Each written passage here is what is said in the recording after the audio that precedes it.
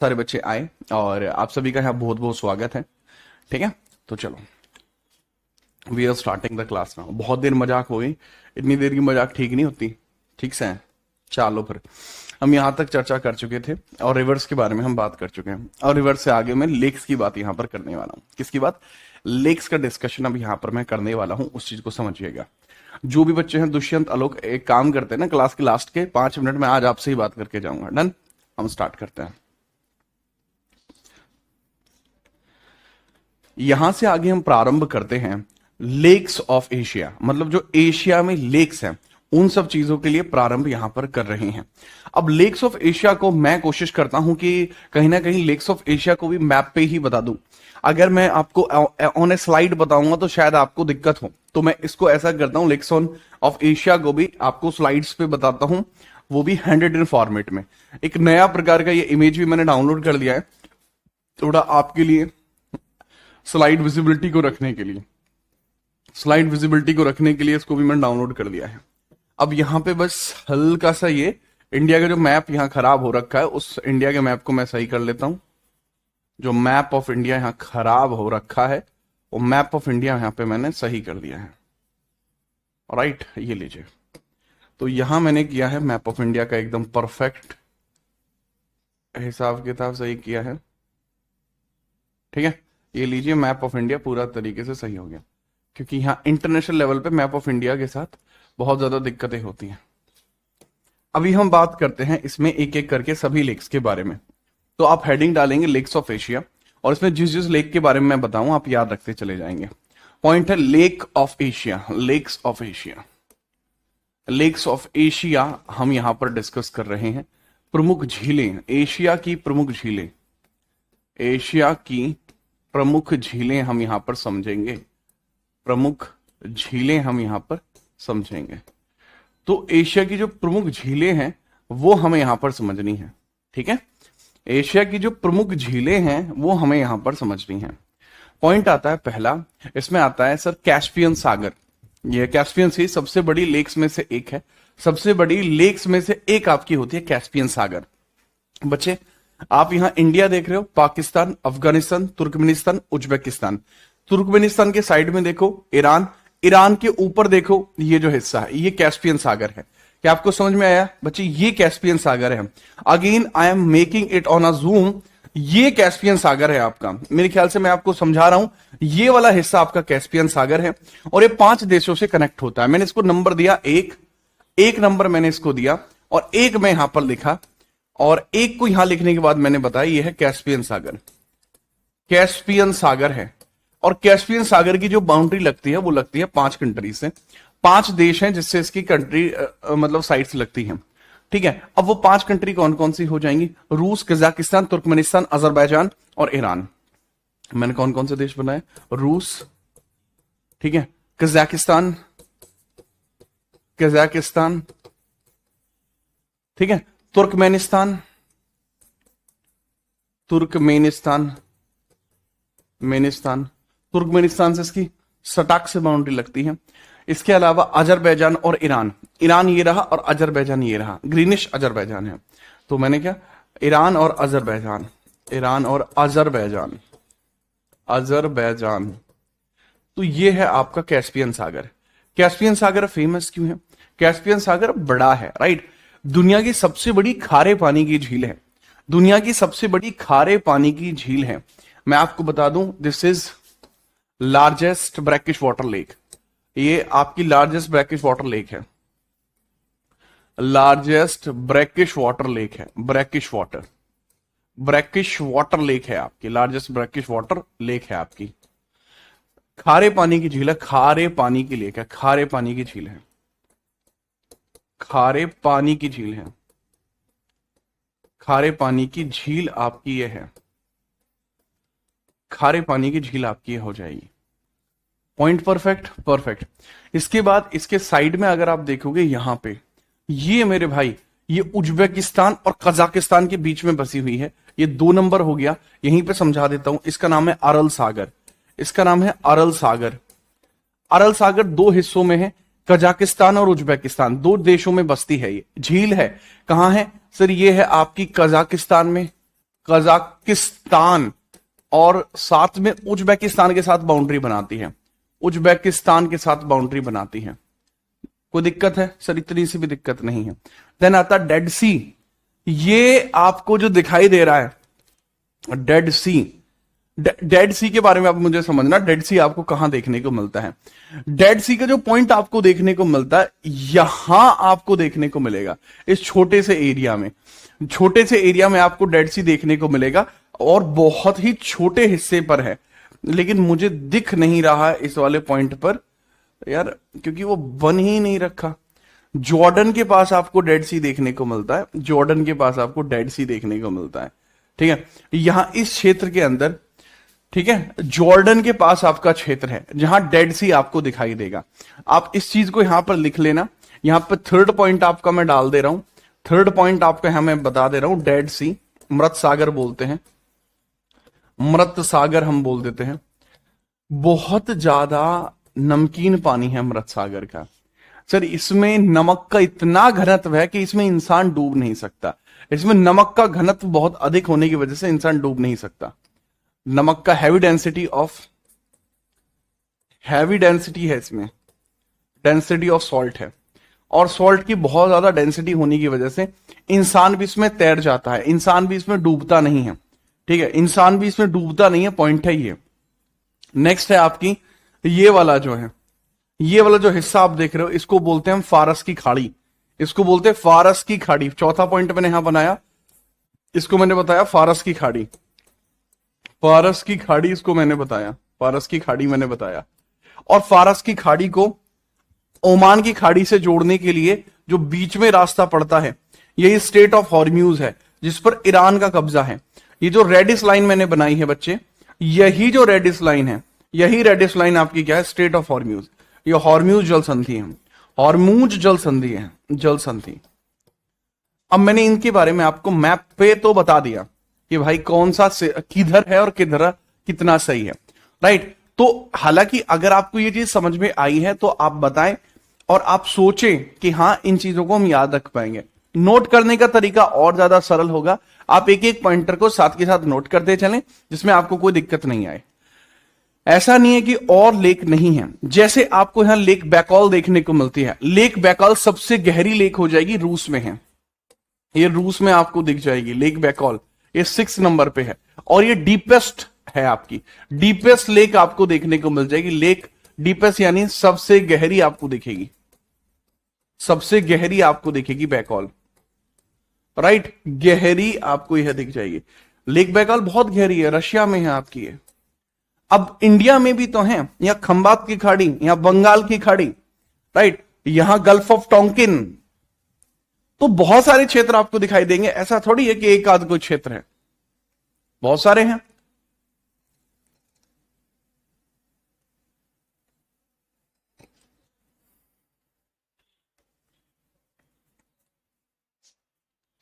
ठीक है, परफेक्ट। मैंने फिर से मैप को थोड़ा स्लो डाउन किया, ये लीजिए, ओके, इस वाले हिस्से को आगे किया। हाँ, ऐसे तो नंबरिंग खराब हो जाएगी।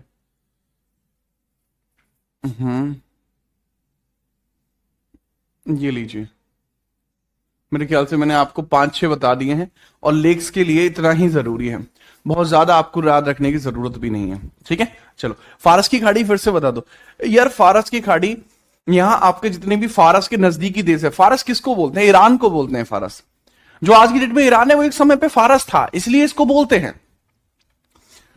अब पॉइंट आता है कि जब कोई व्यक्ति मृत सागर में डूब ही नहीं सकता, तो इसका नाम मृत सागर क्यों है भाई? मृत सागर इसलिए इसका नाम है क्योंकि इसमें जीव जंतु कुछ नहीं है, नमक ही नमक है, सब उसकी वजह से कट गया, मर गया सब कुछ। पॉइंट ये है, इसलिए बता रहा हूं कि यह जरूरी है? अपनी तरफ से थोड़ी बता रहा हूं, जो बता रहा हूं वो जरूरी है, तभी तो बता रहा हूं। इसके अलावा कैस्पियन सागर तो मैंने आपको बता दिया, यस, कैस्पियन सागर मैंने आपको बता दिया। कैस्पियन सागर के आपकी वेस्ट साइड में ब्लैक सी भी है, ये ब्लैक सी है, ब्लैक सी, काला सागर, ये काला सागर है आपका। अब काला सागर का क्या कॉन्सेप्ट है, कितने करा चुका हूं मैं, 6 करा चुका हूं, 7वां है काला सागर। सेवंथ आप लिखेंगे ब्लैक सी, काला सागर। काला सागर, काला सागर क्यों जरूरी है? पहली बात तो ये इसके पश्चिम में है। किसके पश्चिम में? कैस्पियन सागर के पश्चिम में है। कैस्पियन सागर आपको दिखाई दे रहा है, इसके पश्चिम में आपको ही दिखाई देगा। राइट, परफेक्ट है। ये इमेज अभी उल्टी हो गई। ओ भाई एक मिनट रुकना, वरना दिक्कत आएगी आगे चल के। मैप खराब हो गया, मुझे खराब मैप पसंद नहीं है।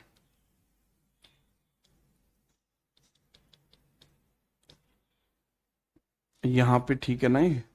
हाँ, यहां तो ठीक है। इसके बाद इशू हुआ होगा। इसको मैंने छोटा करा था, उधर भेजा था, थोड़ा बड़ा कर लेता है। ओके भाई, अब देखो अभी ठीक है। वो उसमें ना नंबरिंग हट गई थी। भाई ये आपका कैस्पियन सागर है। कैस्पियन सागर के साइड में 7वां नंबर इसको मैं दे रहा हूं, ये ब्लैक सी है आपका। 7वां यहां पे मैं पढ़ा रहा हूं ब्लैक सी के बारे में। ब्लैक सी क्यों जरूरी है? क्योंकि ब्लैक सी एक प्रकार से बाउंड्री है, यूरोप की और एशिया की बाउंड्री है। ठीक है, तो इन दोनों के बीच में आप ये भी समझ में आएगा कि पश्चिम में ये जो एक छोटा सा आपको ग्रीनिश हिस्सा दिखाई दे रहा है, ये ग्रीनिश हिस्सा जो दिखाई दे रहा है, ये क्या है? सिर्फ दरअसल ये काला सागर और कैस्पियन सागर के बीच में जो एक पर्वत है, इसको काकिकस पर्वत बोलते हैं। इसको काकिकस पर्वत बोलते हैं। ठीक है, याद रखना। तो दैट इज अगेन इंपॉर्टेंट है ये। इनके बीच में ब्लैक सागर तथा कैस्पियन के बीच में, कैस्पियन के बीच में काकिकस पर्वत है। काकिकस पर्वत है। इन दोनों के बीच में, काला सागर और कैस्पियन सागर के बीच में क्या है भाई? इन दोनों के बीच में हमें पता लगता है कि काकिकस पर्वत है। बहुत इंपॉर्टेंट है, आप इस चीज को भूलेंगे भी नहीं और तगड़े तरीके से याद रखेंगे। अराल सागर मैंने आपको बता दिया, कजाकिस्तान के अंदर है। तापमान बढ़ने, बारिश ना होने की वजह से यह है, अपने जल प्रबंधन नीतियों की वजह से जाना जाता है। आमू दरिया और सिर दरिया इसी अरल सागर में आकर गिरती हैं। आमू दरिया और सिर दरिया आपकी नदियां यहीं गिरती हैं। ठीक है, अब वर्ल्ड बैंक की परियोजना के तहत जो आपका अरल सागर है, इसको बचाने का पूरा प्रयास किया जा रहा है। बेटा अरल सागर दूसरे नंबर का है। अरल सागर को बचाने का पूरा प्रयास किया जा रहा है, वर्ल्ड बैंक की तरफ से प्रयास किए जा रहे हैं। बट उम्मीद है कि ये बच जाएगा, बट मुश्किल है कि ये बच पाए। इसके बाद हम बात करते हैं, एक वॉन लेक है, उसको उर्मिया लेक या वॉन लेक बोलते हैं, जो टर्की के पास है। बट मैप पे बहुत छोटा होने की वजह से वह दिखाई नहीं पड़ता। ठीक है, बहुत छोटा होने की वजह से वह दिखाई नहीं पड़ता। तो मैं उसको थोड़ा अलग से बता देता हूं, जिसको थोड़ा सा आप याद रखेंगे। सम अदर लेक्स, आप अगले पेज पे हेडिंग बना लीजिए, some other lakes of Asia. कुछ मेजर तो मैंने पीछे आपको बताई, यहां बता देता हूं some other lakes of Asia. Other lakes आपको मैं यहां बता देता हूं। कुछ अन्य झील आपको बता देता हूं। अन्य झील इतनी बड़ी नहीं है कि वो मैप के ऊपर, वर्ल्ड मैप के ऊपर दिखें, इसलिए मैं उनको अलग से बता रहा हूं। सबसे पहले Urmia lake and Van lake, दोनों ही बहुत जरूरी हैं। Urmia lake and Van lake, Urmia lake और वॉन लेक है। उर्मिया झील है और एक आपकी है वॉन झील। उर्मिया झील है आपकी और दूसरी आपको पता लगती है यहीं पर वॉन झील। उर्मिया झील है और वॉन झील है, दोनों ही जरूरी हैं। अब उर्मिया ईरान की सबसे बड़ी है और सैलिनिटी इसकी लगभग डेड सी के आसपास है। नमक होने के कारण इसमें इंसान नहीं डूबता है, तैर जाता है। शैवाल भी अच्छा खासा है। ठीक है, याद रखना। थोड़ा सा पॉइंट है कि इसमें भी ये दोनों ही आपकी खारे पानी की झील है। ठीक है, खारे पानी की लेक है, दोनों ही खारे पानी की झील है। ये दोनों ही खारे पानी की झील है। ठीक है, सलाइन वाटर है यहां पर भी। सलाइन वाटर का मतलब ही होता है खारा पानी। लेकिन हमें यहां पर समझ में आता है, जैसे लेक उर्मिया है, कहां की है? ईरान की है। Lake Urmia is from Iran, ये ईरान की है। और ये कहां की है? टर्की की है। अगर मैं बात करूं विश्व में सबसे ज्यादा सैलिनिटी किसकी है? पूरे विश्व में सर्वाधिक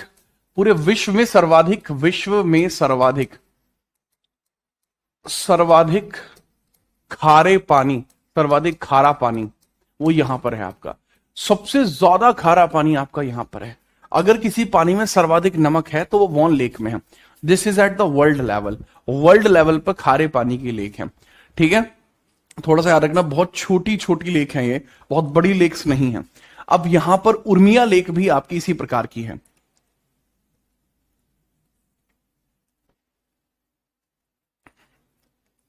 एक पॉइंट आता है, तो लेक उर्मिया जो है, इसका हिसाब किताब कैसा है, इसका हिसाब किताब क्यों है सर ऐसा, और ये फेमस क्यों है सर?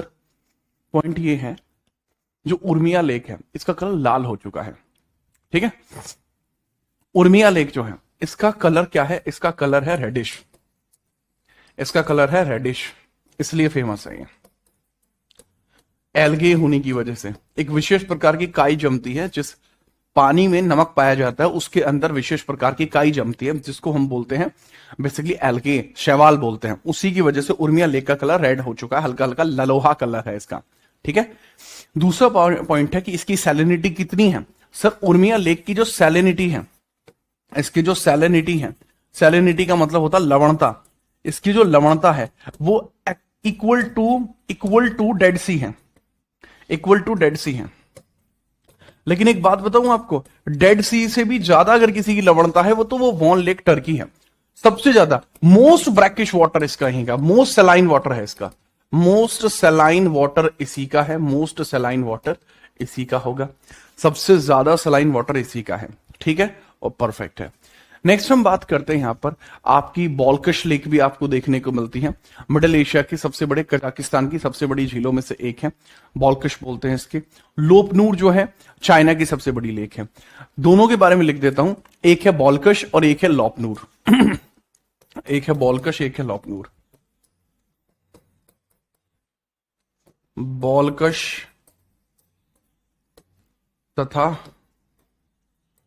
दूसरी लेक का नाम क्या है, तथा लोपनूर लेक, लोपनूर लेक, लोपनूर लेक, लोपनूर झील।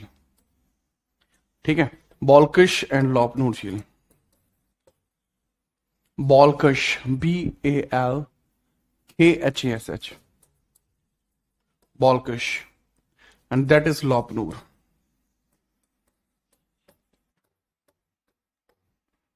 लोपनूर, ये दो लेक हमारे पास हो जाएंगे। अब दोनों के बारे में बता देता हूं। तो तकला मकान मरुस्थल याद आया आपको, तकला मकान मैंने बताया था कि हाँ सर वो तो चीन में था, उसी के पास है ये, nearby to China. This is largest lake of China, largest lake of China है ये और ये largest lake of Kazakhstan, largest lake of Kazakhstan, Kazakhstan. Elena Rybakina इस बार जो ऑस्ट्रेलियन ओपन जीती थी वो कजाकिस्तान से ही थी। कजाकिस्तान सुंदर जगह है। ठीक है, चलो देखो, अगर हम बात करते हैं यहां लोनपुर झील के पास, इसके पास न्यूक्लियर पावर स्टेशन भी है, nuclear power station near this, nuclear भी power station, nuclear power station भी इसी के पास है, power station nearby to this, nearby to this. जो न्यूक्लियर पावर स्टेशन है वो इसी के नजदीक है, जो न्यूक्लियर पावर स्टेशन है वो इसी के नजदीक है। बैकॉल लेक के बारे में बता चुका हूं, दुनिया की सबसे गहरी झील है, मंगोलिया देश के उत्तर में है, साइबेरिया में स्थित है और डीपेस्ट है। लंबाई 636 किलोमीटर है, गहराई 1642 किलोमीटर है, यानी 1.5 किलोमीटर से भी अधिक गहरी है। इससे गहरी लेक कोई नहीं हो सकती। और ये 6 महीने तक बर्फ से जमा रहती है, मतलब ऐसा होता है कि ये पूरी तरीके से जम रखी है। ठीक है, चलो इसके अलावा गैलीली लेक भी आपको दिखाई पड़ेगी। इसके अलावा हम बात करते हैं, गैलीली लेक है, गैलीली लेक आपकी हो जाएगी, गैलीली, सिर्फ गैलीली को रहने दो, गैलीली को लिखो। और इसके अलावा हम लिखते हैं बीवा, टोबा, टोनले, इन तीनों को लिख लो। बीबा, वो वाला बीबा नहीं, वो बीवा है, ये Biwa, Galilee, Biwa, Toba, Tonle, Toba, Tonle, ये लेक आपको यहां दिखाई पड़ेंगे। तो सबसे पहले आपको दिखाया ही पड़ेगा Galilee. So that is Galilee, Galilee, that is Biwa, this is Toba, Toba, this is Tonle. ये लेक आपको यहां दिखाई पड़ेंगे। अब इसमें समझना, इजराइल की सबसे बड़ी लेक है, largest lake of Israel, largest of Israel, Israel, Israel की सबसे बड़ी लेक गलीली। जापान की सबसे बड़ी lake Biwa, Japan largest lake, Japan largest. पूछा जा सकता है ना यार, जापान की भी तो लार्जेस्ट लेक पूछा जा सकता है, चर्चाओं में भी था। नेक्स्ट, कंबोडिया की सबसे बड़ी लेक, और ये इंडोनेशिया की सबसे बड़ी लेक। टोबा है कंबोडिया की सबसे बड़ी लेक, कंबोडिया की लार्जेस्ट लेक है ये आपकी, और टोनले है आपकी इंडोनेशिया की लार्जेस्ट लेक, इंडोनेशिया की लार्जेस्ट लेक है आपकी, लार्जेस्ट लेक है। तो ये सारी लेक आपको पता लगती है जो यहां पर बसी हुई हैं, राइट, परफेक्ट है। तो यहां से हमें पता लगा कि अच्छा ये सारी जो लेक्स हैं, ये सब की सब लेक्स आपको दिखाई पड़ती हैं एशिया में। अब क्योंकि आप लेक्स पढ़ चुके हो, ठीक है, रिवर्स पढ़ चुके हो, माउंटेन्स पढ़ चुके हो, अब प्रश्न आता है कि हम आपको पढ़ाएं मरुस्थल के बारे में, कि कौन कौन से फेमस मरुस्थल आपको यहां पर दिखाई पड़ेंगे। क्योंकि मरुस्थल यहां पर हैं भी काफी सारे मरुस्थल आपको ठीक ठाक लेवल पर यहां दिख जाएंगे, उसके बारे में आप समझेंगे। मरुस्थल का मतलब होता है मरु स्थल, मरा हुआ स्थल। मरा हुआ का मतलब है जहां जीव जंतु ना रहते हो, जहां पेड़ पौधों का उतना हिसाब किताब ना रहता हो। और इससे ही हमारा तात्पर्य निकल कर आता है कि सर मरे हुए स्थल का मतलब तो यह हुआ ना जहां की जो वनस्पति है वो पूर्णतः मर चुकी हो। एग्जैक्टली, मरुस्थल का मतलब होता है डेजर्ट। डेजर्ट का मतलब होता है जब कोई छोड़ के चला जाता है इंग्लिश में। तो desert, you should not have any kind of reason to desert her। उस लड़की को छोड़ने का तुम्हारे पास कोई कारण नहीं था, पर तुम गए और तुमने उसे अकेला छोड़ दिया, मरु छोड़ दिया तुमने उसे। ये चीज होती है जो डेजर्ट को समझाती है। तो हम बात करते हैं desert of Asia, deserts of Asia की हम बात कर लेते हैं। पॉइंट है अगला आपका, डेजर्ट्स ऑफ एशिया। 4-5 डेजर्ट्स आपको यहां बता देता हूं जो फेमस रहेंगे। डेजर्ट्स ऑफ एशिया, मरुस्थल्स, डेजर्ट्स ऑफ एशिया। एशिया के जो प्रमुख आपके मरुस्थल हैं, प्रमुख मरुस्थल, मरुस्थल। तो बताइए सर प्रमुख मरुस्थलों के बारे में है जी, वो तो बताया जाना चाहिए। मगर बिल्कुल लाडले, प्रमुख मरुस्थल के बारे में बताता हूं। पॉइंट आता है सबसे पहले सऊदी अरेबिया का प्रायद्वीपीय पेनिनसुला, लाल सागर और फारस की खाड़ी के पास आपका बसा हुआ है और काफी अच्छा खासा रहेगा। अच्छा, मरुस्थल के लिए 25 से 50 सेंटीमीटर से भी कम वर्षा होती है, नमी खत्म हो चुकी होती है। इसकी जियोग्राफिकली डेफिनेशन क्या होती है डेजर्ट की? तो यहां होती है रेन फॉल, तो यहां ऐसा रहता है rain fall below 25 to 50 centimetre.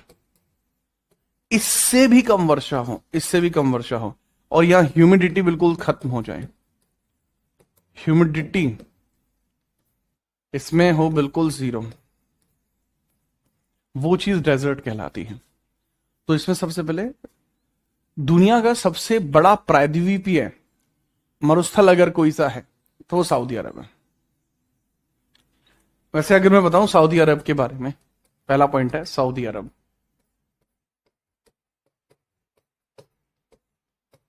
Saudi अरब,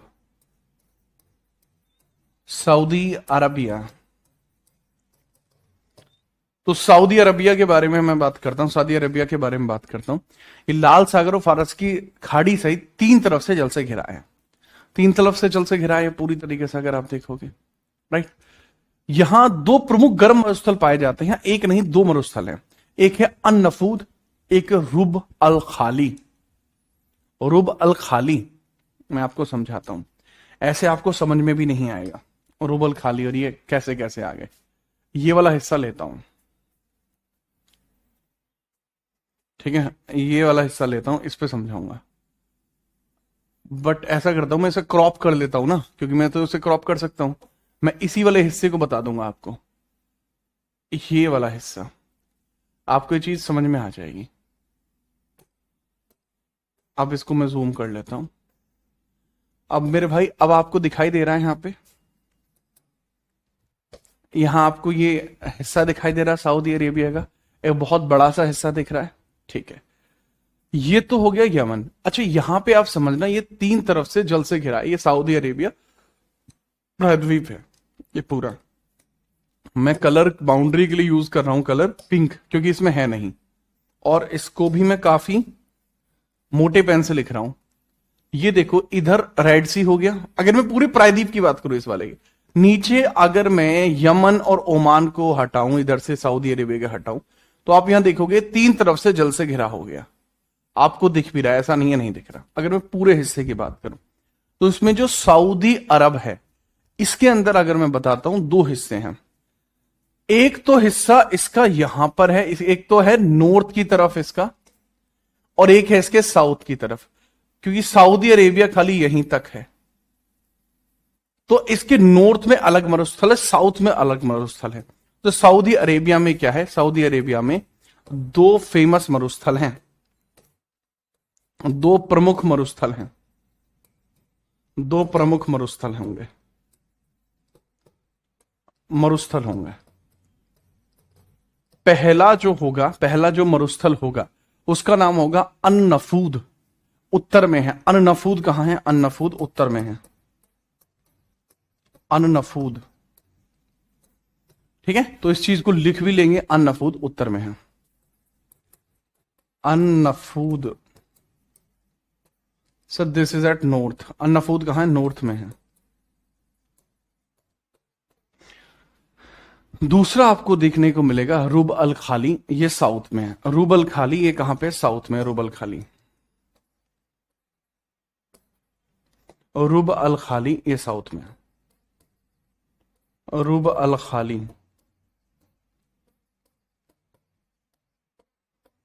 और रुब अल खाली ये साउथ में है, अल खाली ये साउथ में है। तो मेरे ख्याल से आप याद रख पाएंगे, दो हैं, ये रुबल खाली है और ये आपका अन-नफूद है, आपको मैंने बता दिया। अच्छा, इसके बाद अगर मैं बताऊं, जो ईरान है, ईरान कहां पे भाई, ये है सर ईरान, ये ईरान है। ईरान में भी आप समझोगे, इसके अंदर भी दो मरुस्थल हैं। ठीक है, एक वो है जो कैस्पियन सागर को टच करता है, एक वो है जो दक्षिण में है, एक वो है, एक यहां पर है ईरान में। इसको भी मैं आपको पिंक कलर से ही दर्शाता हूं। ये भाई ईरान है आपका पूरा, ये ईरान है जिसको हम फारस बोलते हैं। अब इसमें समझना, एक ये है कैस्पियन सागर, एक तो आपका यहां पे तेहरान में, और एक आपका नीचे की तरफ है। अब यहां ईरान में भी दो हो जाएंगे, ईरान में भी दो मरुस्थल हैं। दूसरा मैंने यहां पॉइंट बनाया ईरान, ईरान, ईरान का मतलब है फारस।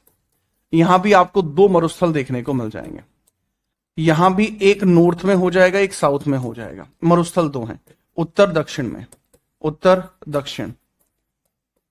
अब दोनों का नाम क्या क्या है सर, ऊपर जो है उसका नाम है दस्ते काबिर, और नीचे का नाम है दस्ते लूट। ऊपर वाले का नाम है दस्ते काबिर, दस्ते काबिर, और नीचे वाले का नाम है दस्ते लूट। दस्ते काबिर और दस्ते लूट, लुत, दस्ते लुत, लूट लिख दिया ना, दस्ते लुट, दस्ते काबिर और दस्ते लुट। आपको यह भी समझ में आया होगा, हाँ सर बिल्कुल आया है। सेंट्रल एशिया में आपके दो हैं, एक का नाम तो है काराकुम, मध्य एशिया में तुर्कमेनिस्तान में स्थित है काराकुम, कैस्पियन सागर के किनारे को छूता है। ठीक है, यहां पे है काराकुम, तुर्कमेनिस्तान में है। इसमें आपको थोड़ा और ऊपर करता हूं, इसको भी लिखो।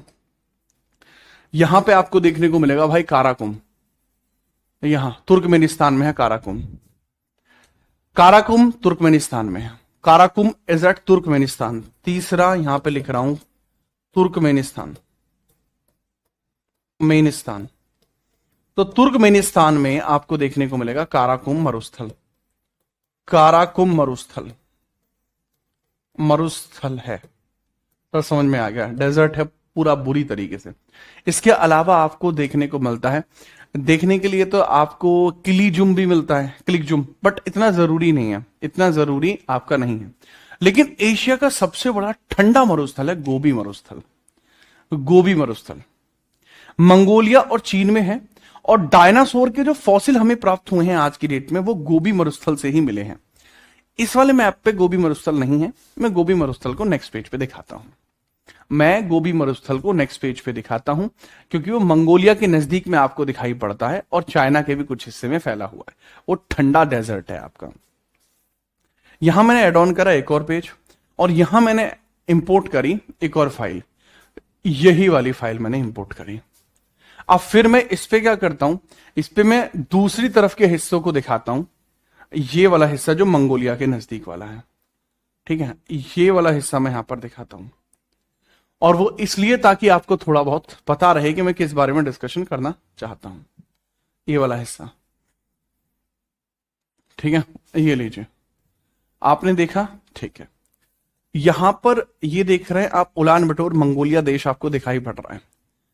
भाई यही जो मंगोलिया देश देखोगे, इसी पर आप यहां लगाओगे ऐसा हल्का सा मैप। ये है आपका ठंडा प्रदेश, दिस इज कोल्ड डेजर्ट है। ये है आपका कोल्ड डेजर्ट गोबी, यही है आपका ठंडा मरुस्थल गोबी, यह आपका ठंडा मरुस्थल गोबी। ठंडा मरुस्थल गोबी आपका यही है, ठंडा मरुस्थल गोबी आपका यही है, गोबी। मैं आपको बता दूं, गोबी मरुस्थल जो एक ठंडा मरुस्थल है, मंगोलिया और चाइना, मंगोलिया और चीन में आपको दिखाई पड़ता है, और चीन में। इसको हम बोलते हैं कोल्ड डेजर्ट है, ये एक तरीके का कोल्ड डेजर्ट है, कोल्ड डेजर्ट है। और नाम है इसका क्या, गोबी मरुस्थल। गोबी मरुस्थल है आप इसका नाम।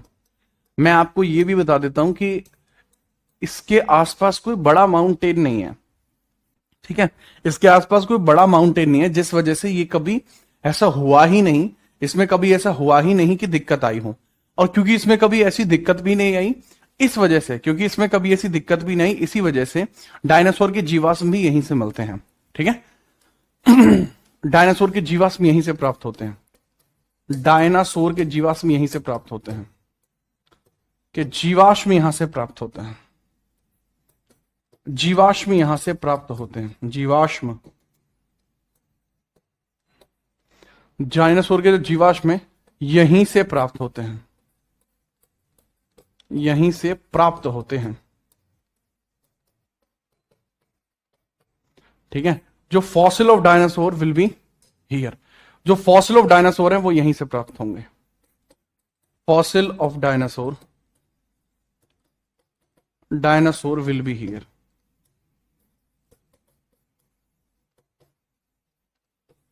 नहीं नहीं, विल भी नहीं है, was here, was here. Will का मतलब तो वो होता है कि भविष्य में होंगे, बट एग्जैक्टली वो मिल चुके हैं, तो ये हो जाएगा।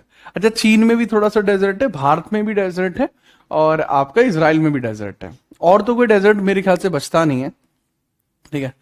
एक जो कह रहा है सहारा डेजर्ट है, भाई सहारा डेजर्ट यहां थोड़ी है, अफ्रीका थोड़ी पढ़ रहे हैं हम। या थोड़ी मतलब शर्म वगैरह कुछ आती हो आपको, आती है कभी कभी, नहीं आ पाती, ये तो दिक्कत है। बाकी चाइना के अंदर भी आपको मरुस्थल दिखाई पड़ते हैं, बाकी सब में आपके धीरे धीरे मरुस्थल आपको दिखाई पड़ते हैं, ठीक है। तो थोड़ा सा अपन देख लेंगे। तकला मकान चाइना में है, नेगेव इसराइल में है, थार मरुस्थल इंडिया में है। अगर मैं और मरुस्थल्स की भी बात करता हूं तो यहां पे आपको सम अदर मरुस्थल करके लिख देता हूं, सम अदर मरुस्थल। ऐसा करता हूं, उसके लिए मैं आपको एक स्लाइड दे देता हूं। थोड़ा काफी देर हो गई वैसे, स्लाइड मैंने दी नहीं कोई, आपके लिए पढ़ने के लिए अच्छा रहेगा कि आप एक स्लाइड ही ले लें इस वाले पॉइंट पे। ये लो, ये आप स्लाइड ले लेना इसके लिए, चीन, इजराइल और भारत की मरुस्थल, मतलब जो आपको डेजर्ट्स दिखाई देंगे। तो पहला है आपका तकला मकान, चीन का सबसे खतरनाक बड़ा मरुस्थल है, चाइना के ऊपरी हिस्से में तकला मकान। दूसरा है आपका नेगेव मरुस्थल, नेगेव डेजर्ट इसराइल में है। थार मरुस्थल इंडिया में है। आई होप आपको इसमें कोई इतनी सी भी समस्या नहीं होगी, आप इन तीनों को याद रख पाएंगे। Make the screen shot of this.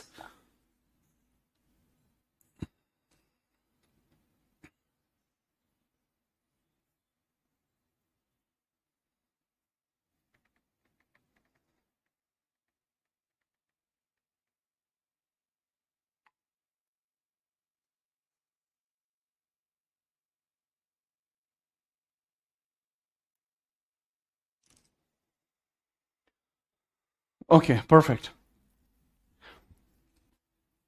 बेहतर। इसके बाद हम बात करते हैं जो आपकी जनजातियां होती हैं, घास के मैदान वगैरह, जनजातियां वगैरह जो होती हैं, इनके बारे में भी हम थोड़ी सी बात कर लेते हैं।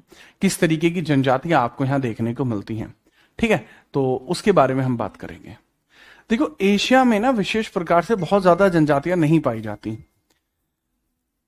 मंचूरिया घास का मैदान है, चाइना के नॉर्थ ईस्ट में होता है, और यहां आमुर नदी बहती है जो एक अंतरराष्ट्रीय बॉर्डर बनाती है। वहीं पर आपको अलग अलग जनजातियां दिखाई पड़ती हैं, याद रखना।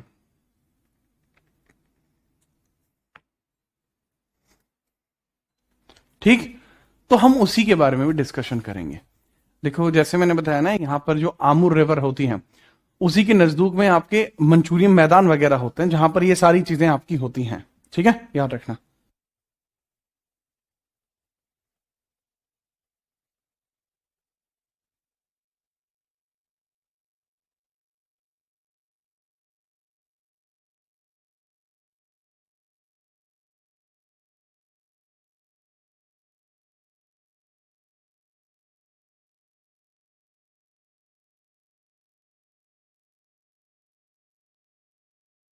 ठीक है, नोट किया आपने। तो इसके बाद का पॉइंट आता है आपका कि मैं ट्राइब्स के बारे में आपको बताऊं। यहां पे डेजर्ट्स ऑफ चाइना, इजराइल और इंडिया को मैंने क्लियर करा। इसके बाद का पॉइंट आता है आपका, ठीक है, अब उसको हम देखते हैं। देखिए, इसके बाद का जो हिस्सा है वो घास के मैदान और नदियों का है। ठीक है, घास के मैदान और रिवर्स का होगा। ओके,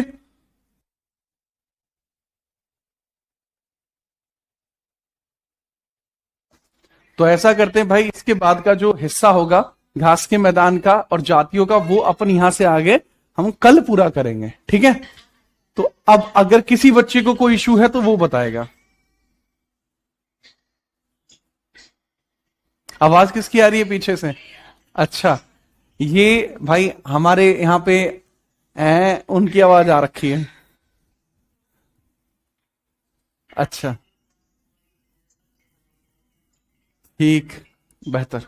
कल, हाँ, डन, कल इससे आगे करेंगे।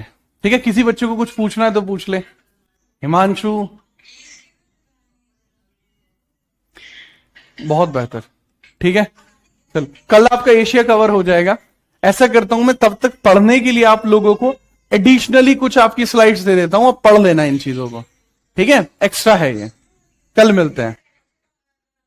नोएडा में कौन सेक्टर में? 36 के आसपास। जय हिंद, वंदे मातरम।